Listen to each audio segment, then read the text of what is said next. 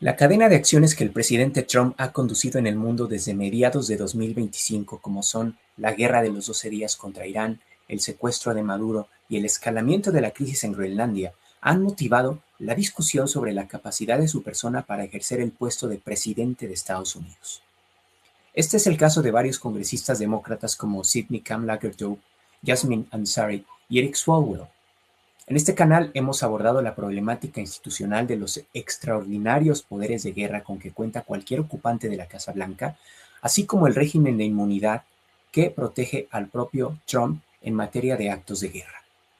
Toca ahora el turno de enfocarnos en el perfil de Trump como negociador, pues es un factor indispensable para comprender la lógica destructiva de su toma de decisiones en temas de política exterior que, de ser mal manejados, pueden llevar hacia un nuevo conflicto de orden mundial. Acompáñanos para revisar los patrones, continuidades y cambios en el estilo de negociación de Donald Trump desde su etapa como inversionista inmobiliario, pasando por sus campañas presidenciales y sus 2 periodos de gobierno hasta la fecha. Quédate hasta el final porque te sorprenderá lo que revelaremos. ¿Cómo negociaba Trump cuando era inversionista inmobiliario?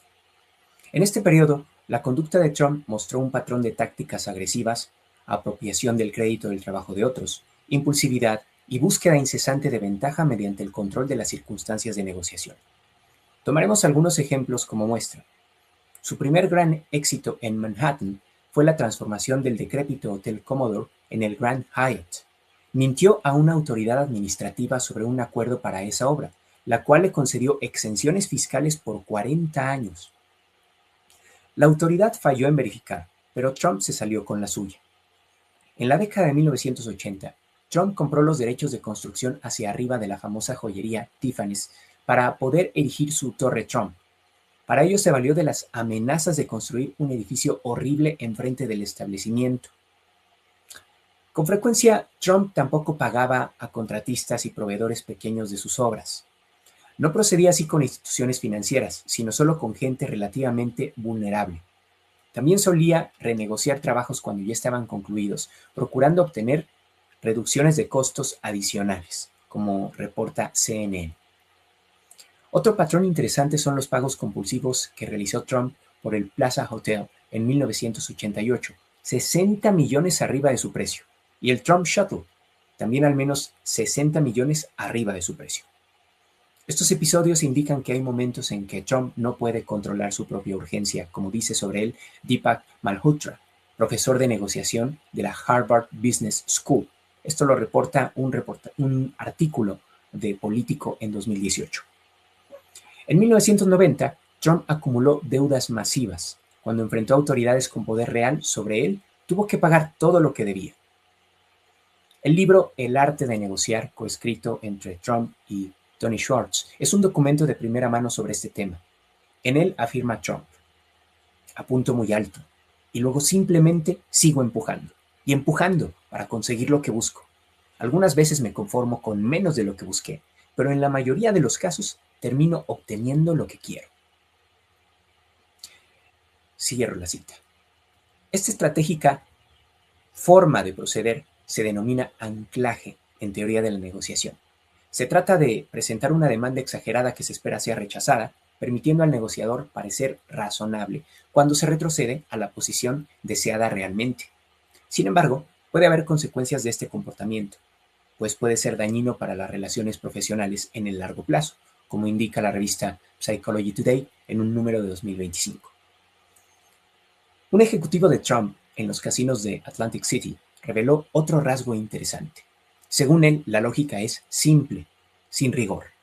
Consíguelo a toda costa, solo consíguelo, según reporta Político en 2018.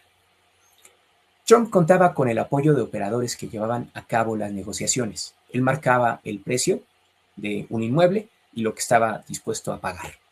A esto llaman los expertos en negociación control de la imagen grande. Consiste en dirigir y en presentarse al final como el maestro negociador de los detalles sin serlo. Según Eugene Kogan del Massachusetts Institute of Technology, Trump es observador, dramático, controlador y disruptor. Identifica vulnerabilidades en su contraparte y luego amenaza sobre esas vulnerabilidades para que la contraparte acepte sus términos. Múltiples investigadores han identificado que Trump opera bajo una mentalidad de suma cero. Para que uno gane, según esto, otro debe perder. Este tipo de narrativas son simples y movilizadoras, sin embargo, invitan a la dureza y a reclamar valor sin crearlo. ¿Y cómo negociaba el Trump precandidato y candidato? Hablemos de la campaña de 2015-2016. Trump era un foráneo en la estructura del Partido Republicano, por lo que tuvo que remar a contracorriente. El primer rasgo que destaca en el Trump de las dos campañas presidenciales es su aversión al debate. En septiembre de 2015, Trump y Ben Carson amenazaron con boicotear el debate de CNBC a menos que los organizadores aceptaran sus demandas sobre el formato del debate mismo, máximo 2 horas de duración e incluir declaraciones de apertura y cierre dentro del límite de tiempo. La cadena terminó aceptando. El control sobre los medios de comunicación se extendió mediante la celebración de reuniones en Trump Tower en lugar de en estudios de transmisoras. Así lo hizo, por ejemplo, con su entrevista con Megyn Kelly de Fox, manteniendo ventaja de lo que en administración se llama cancha propia. Usaba también su avión y hoteles para reuniones de campaña, según lo reporta un artículo de Mid-Press Direct, una revista del Massachusetts Institute of Technology. Otra estrategia de Trump es lo que la investigadora de política de la UCLA, Lynn Babrek, llama contraprogramación. Esta táctica, transferida del entorno de la televisión, consiste en desviar la atención que la audiencia preste a un rival hacia un evento propio. Cuando el tercer debate republicano se llevó a cabo en Miami en octubre de 2015, Trump simplemente no apareció. En su lugar, organizó un mitin a apenas 20 minutos de distancia en Hialeah, compitiendo directamente por la misma audiencia que estaba viendo el debate. Esto lo reporta Al Jazeera en 2023. Trump no ganaba debates mediante argumentación, ganaba haciendo que los debates fueran irrelevantes, asegurando que su presencia en otro lugar llamara más atención que sus rivales en el escenario. Lynn Babrek explicó que de esta forma, Trump se hacía pasar como superior a sus rivales. Aquí se junta el protagonismo por hacer algo diferente con la aversión al debate. Cuando Trump enfrentaba preguntas difíciles de moderadores, Trump atacaba a los moderadores mismos, enmarcando el debate como amañado en su contra. La pregunta de Megyn Kelly sobre sus comentarios misóginos se convirtió en el foco del debate en lugar de sus respuestas, por ejemplo. La estrategia de Trump no era ganar la argumentación, sino cambiar cuál era la argumentación. Un análisis de ABC News encontró lo siguiente.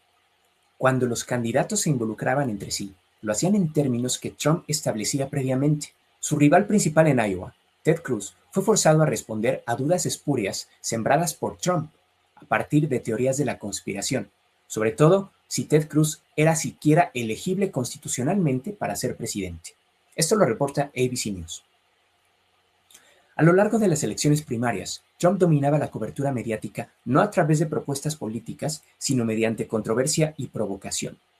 Cuando se le preguntaba sobre su prohibición musulmana de que entraran musulmanes de varios países al país, una política, por supuesto, bastante cuestionable, sus rivales pasaban más tiempo explicando su atractivo que oponiéndose a ella, por ejemplo. Hablemos de la campaña de 2024. Para 2024, la posición de Trump dentro del Partido Republicano era de dominio franco. Trump negoció cambios de reglas favorables a él en estados clave. Además, hizo uso de su influencia para hacer irrelevantes a los republicanos inconformes con él. De hecho, tomó la no conformidad por deslealtad. No será posible adentrarnos en los detalles de las maniobras cruciales que el equipo de Trump realizó en Nevada, Michigan, Idaho. Lo que importa es saber que Trump cambió las reglas para que quienes votaran por su posicionamiento en las elecciones republicanas fuesen activistas del partido que en ese momento le favorecían y no simples votantes. Además, no nos sorprende, se rehusó a debatir con sus oponentes republicanos. En vez de eso, atacó a los de más alto perfil, Ron DeSantis y Nikki Haley, en redes sociales y mítines, pero nunca en debate directo. Esto le permitió definir los términos de la oposición sin tener que defender sus propias posiciones.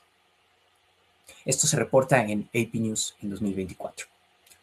Ya como candidato presidencial, contrastó la actitud de Trump hacia Biden y Harris. Cuando Biden y Trump acordaron debatir en 2024, Trump inicialmente afirmó estar no encantado con ABC, pero reconoció, debatir es importante para una carrera presidencial. Esto lo reporta Político en 2024. Sin embargo, después de que Biden se retirara y Kamala Harris se convirtiera en la nominada demócrata, el equipo de Trump cambió a la estrategia de contraprogramación, la que les mencioné hace rato. Es decir, programaron mítines de campaña de Trump y eventos durante momentos de campaña de Harris, buscando dominar la atención mediática. Esto lo reporta CNN también en 2024. Un asesor caracterizó este enfoque. Cito, no será diferente esta vez. Funcionó para él antes. Si no está roto, no lo arregles. Esto lo reportan en CNN 2024. El debate del 10 de septiembre de 2024 vio a Trump desempeñarse pobremente según la mayoría de analistas de los medios y de expertos. En lugar de reconocer esto, Trump inmediatamente reclamó victoria y luego anunció que no debatiría con Harris nuevamente. Esto lo declaró y lo reportó el New York Times. ¿Y cómo negocia el Trump presidente? Hablemos de su primer mandato. El triunfo más significativo de Trump en su primer mandato fue la aprobación de la Ley de Reducción de Impuestos y Empleos de casi 1.500 millones de dólares. Sin embargo, detrás de cámaras, Mitch McConnell ejecutó toda la negociación sustantiva con senadores disidentes. Nuevamente se presenta aquí el patrón identificado por Tony Schwartz, coescritor de The Art of the Deal, en el que Trump se lleva el crédito de los detalles que no trabajó. Un notable fracaso de Trump fue la batalla del presupuesto con el Congreso para construir un muro fronterizo más extendido y concesiones de seguridad fronteriza. Esto fue en 2018-2019. Se confrontó con la presidente Nancy Pelosi y el líder minoritario Chuck Schumer. Trump amenazó con cerrar el gobierno, lo que ocurrió por 35 días. Después, firmó un proyecto de ley de financiamiento temporal sin dinero para sus objetivos. Trump tuvo la oportunidad de revocar y reemplazar el Affordable Care Act o Obamacare. Tenía mayorías republicanas en ambas cámaras del Congreso. Sin embargo, no logró negociar legislación viable. Trump trataba las negociaciones legislativas como confrontaciones de suma cero. Su aproximación era, esto es lo que quiero, ahora acéptenlo. Pero la legislación en su negociación requiere construir coaliciones, hacer concesiones, persuadir, exactamente lo que Trump no hacía. Hubo fractura entre republicanos moderados y conservadores, como reporta Político en 2018.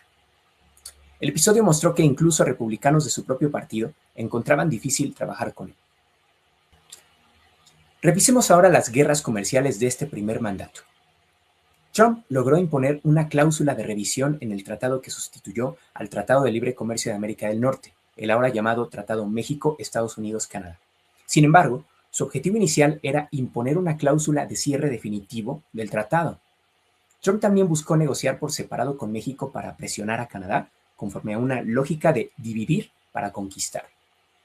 Dadas las pérdidas que han generado esos aranceles para compañías estadounidenses, puede decirse que los logros fueron mínimos, pero Trump aseguró haber tenido un éxito rotundo, como reportó CNN. Las negociaciones con China, por ejemplo, que se dieron en un contexto de guerra comercial, fueron un fracaso. Trump impuso aranceles en diversas rondas entre 2018 y 2019, afectando alrededor de 250,000 millones de dólares en mercancías chinas. China respondió con aranceles recíprocos. En octubre de 2019, ambos países negociaron el acuerdo Phase One. El gran problema es que China hizo casi todas las concesiones y Estados Unidos casi ninguna. Esto que suena a éxito no lo es, porque no había incentivos para que Beijing cumpliera. China terminó realizando compras por solo el 57% de su compromiso y nunca compró soya adicional de Estados Unidos, que era un compromiso importante. Biden dejó morir el acuerdo y China también lo ignoró, como lo reporta Al Jazeera en 2025. La diplomacia sobre Corea del Norte fue otro fracaso.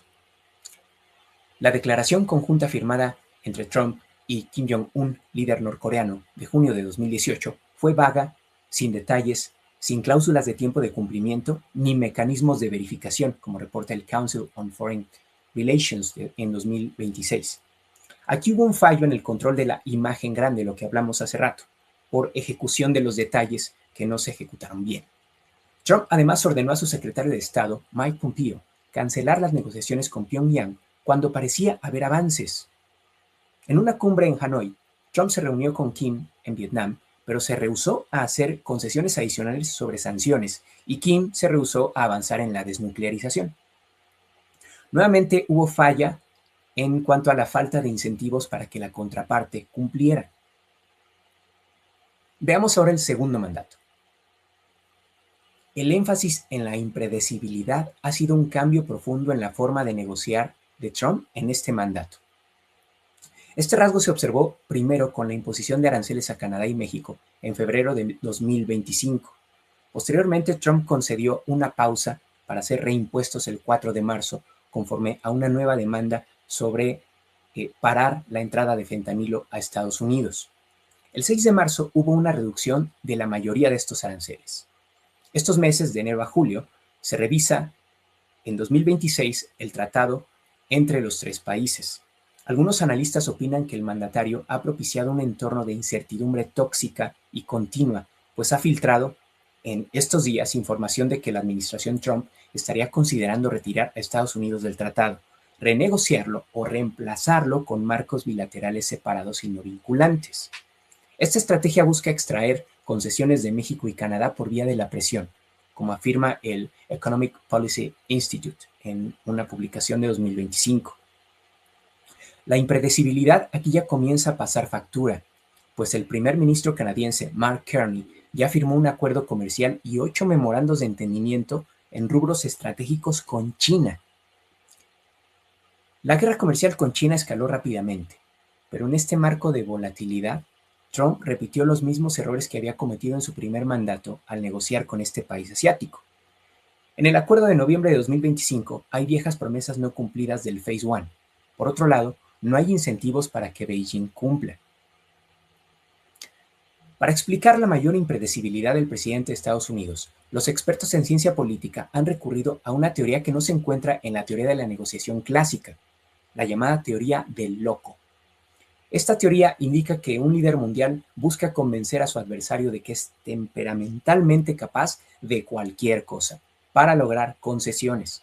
Hasta el momento, las fuentes consultadas no ofrecen pruebas reales de la adopción explícita de este enfoque por la Casa Blanca. Sin embargo, se reconoce que este enfoque lo introdujo el presidente Richard Nixon cuando sugirió a su asesor de seguridad nacional, Henry Kissinger, que le dijera lo siguiente a los negociadores norvietnamitas.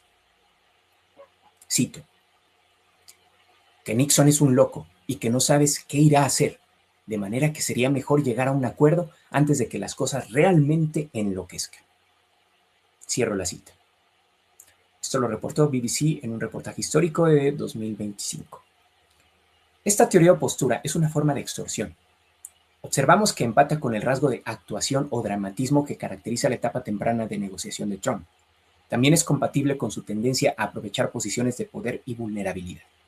Los beneficios de esta forma de negociación se aprecian en la cumbre de la OTAN de junio de 2025 en La Haya, cuando el secretario general de la OTAN, Mark Rutte, se dirigió a Trump como «querido Donald». Además, lo felicitó por su acción en Irán, que fue realmente extraordinaria en sus palabras. Esto se reportó en 2025. Las concesiones hechas por Volodymyr Zelensky a Estados Unidos para explotar minerales en Ucrania, quien fue tratado con total arrogancia ante las cámaras en la oficina oval, es otro ejemplo de un buen resultado de esta política. El enfoque de impredecibilidad radical puede generar también resultados adversos. El acercamiento de Canadá y China es un buen ejemplo. Por otra parte, el abuso en la postura de autoridad o de superioridad en la crisis de Groenlandia ha llevado a un punto de ruptura de la OTAN y de la relación transatlántica. Lo surreal de esta crisis es que Trump mantiene un lenguaje de negociación, al poner por delante la condición de una compra obligatoria. La consecuencia negativa inesperada de la impredecibilidad extrema es que enrarece el entorno para generar alianzas sólidas. Se debe mencionar también que el lenguaje de los altos funcionarios cercanos al presidente reproduce un ambiente de trabajo en el que los insultos y humillaciones para referirse al otro son forma de expresión común. Tomemos el ejemplo del texto filtrado de Pete Hegseth a sus colegas, donde confesó: Comparto completamente su asco de los europeos gorrones. Cierro la cita. Esta comunicación se ha extendido a los mensajes políticos, como se aprecia en las declaraciones de Trump sobre la defensa de Groenlandia, basada en unos cuantos perros y unos trineos. ¿En qué criterio de negociación caben estas expresiones? ¿Se puede llamar negociación siquiera? Con Donald Trump, la línea entre la negociación dura y la coerción ha sido borrada. ¿Qué podemos concluir de todo esto? Desde sus inicios como inversionista inmobiliario hasta su paso por las candidaturas republicanas y en su función de presidente de Estados Unidos, Trump mantiene patrones de conducta constantes en su forma de negociar, la cual puede definirse como negociación coercitiva. La coerción se entiende como presión ejercida sobre alguien para forzar su voluntad o su conducta, según la RAE, la Real Academia Española de la Lengua. Los rasgos de negociación constante son los siguientes en Trump.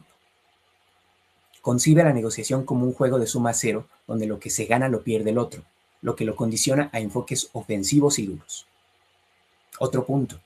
Delega detalles complejos a asesores invisibles a la vez que toma crédito.